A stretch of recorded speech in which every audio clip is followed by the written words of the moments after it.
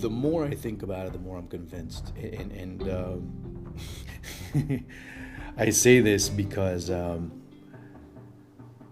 don't think people want to see justice, or they don't want justice. They want injustice to benefit them. And I've been saying that phrase for quite a while.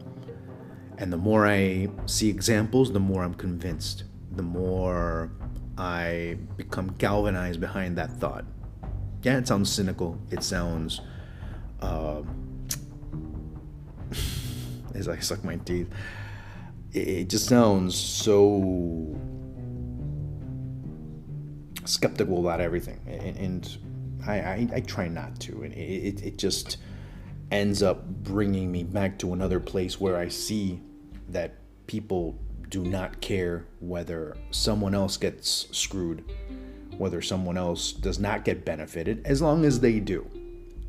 There were many calls in the past few days that saw me kind of take that turn in that direction a little bit sharper.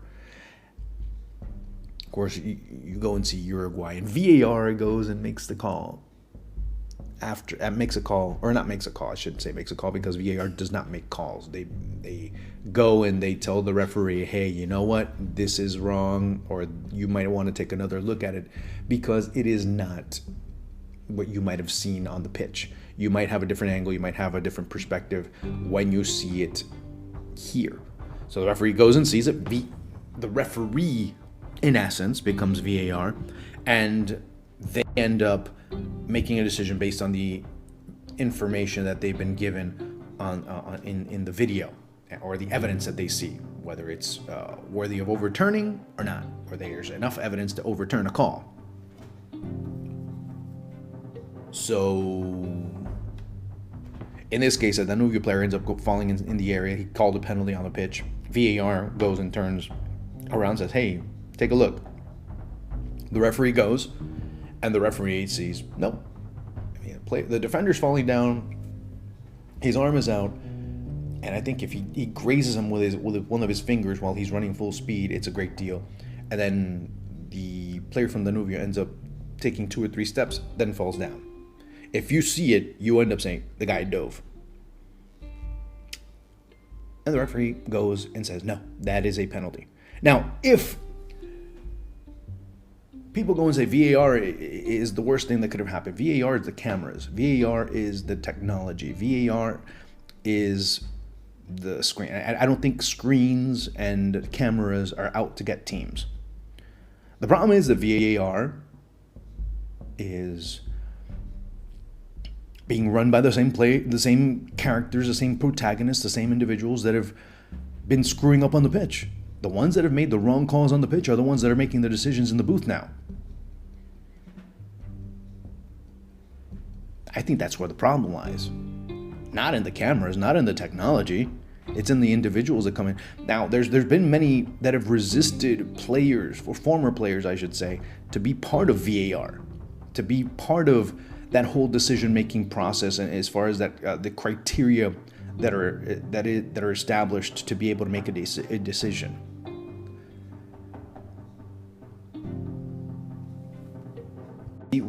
People start confusing things in order to make certain agendas come through. People start confusing things so the status quo can remain if it benefits them, and when it benefits them. That ends up being the big problem. That ends up being the big issue in all of this. When you start to see, oh, VAR didn't screw you over, man. The referees that have been doing things wrong, quote unquote, screwed you over. Because they've always made the wrong decisions. They've always had inconsistent decisions throughout. And I can tell you this because there's no such thing, apparently, if you start looking at Argentine football, and when you are part of the media day, and they say, hey, the criteria are still the same. It should be the same throughout. So then why is it that calls are so different from one game to the next, depending on the refereeing crew? Well, they have different interpretations, and for them, their interpretation is the only one. Now, will there be suspensions? Will there be reprimands? Will there be any type of consequence if they did not follow the criteria and based it on their own individual interpretation? Look, I'm not looking at the results because, to be honest with you, if you look at, and of course, many have been talking about River and Boca and River, and yeah, they should. Now, are they talking about it in the way that needs to be talked about? And you'd have to go in on a case-by-case basis to be able to really go into that and delve into that a little bit deeper. But when you start to look at how things occurred, you start saying, hey, wait, there's two different criteria here for a very similar foul. One was not a handball and is not called a handball. Another one, a very similar play, ends up being called a penalty. So what gives? That ends up being the big problem. That ends up being where players and fans alike end up being, hey, and when you have these types of calls being made, it naturally is going to raise suspicion. So-and-so's being screwed over, so-and-so's being benefited. Are they? Not necessarily so. Because if you look at the arguments that were established by the teams on the pitch, it ends up being a totally different story. I mean, River did enough to be able to come back and win that match. They had enough merit. They played better. Boca didn't. Boca now 2 consecutive home games in league play where they had to depend on a penalty to be able to bail them out or not. Of course, we have to remember against Arsenal that they ended up getting a penalty call that you're like, what? That really was a penalty? I mean, it happens everywhere, but okay, well, the referee calls it, and in the era of VAR, it's going to be called, and it was. But that still didn't bail them out, because then 10 seconds later, after scoring, they end up getting scored on themselves. So, did that help out? No. Did they have enough arguments to be able to beat, to be able to go and beat Lanús? No. River did. Maybe a little bit more. They played better collectively, yeah. But that's not, I mean, if you want to base it on that one team was benefited, yes, maybe. But then at the same time, the team did create enough arguments to be able to win. The other one didn't. But that goes beyond that, though. It goes beyond that. It goes into, what's the problem? Is it really VAR? I don't think it's VAR. I don't think VAR is the problem. I think the problem is the people that are running it.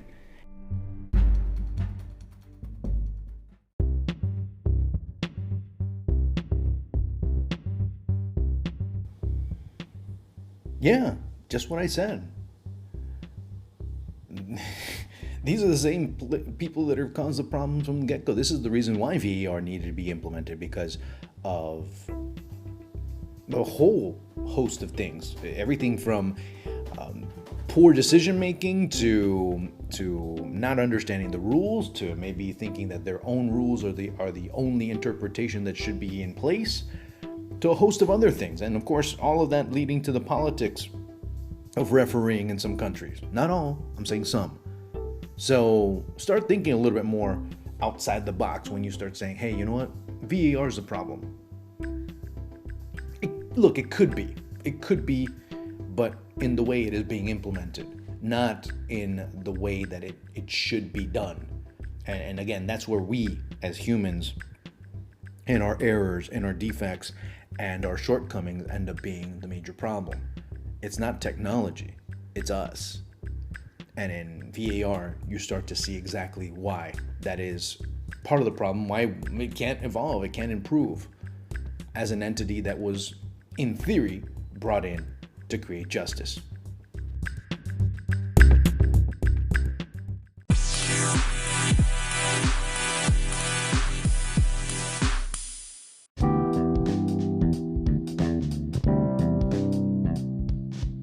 Hey folks, are you the type that takes notes and does all types of things while watching a match?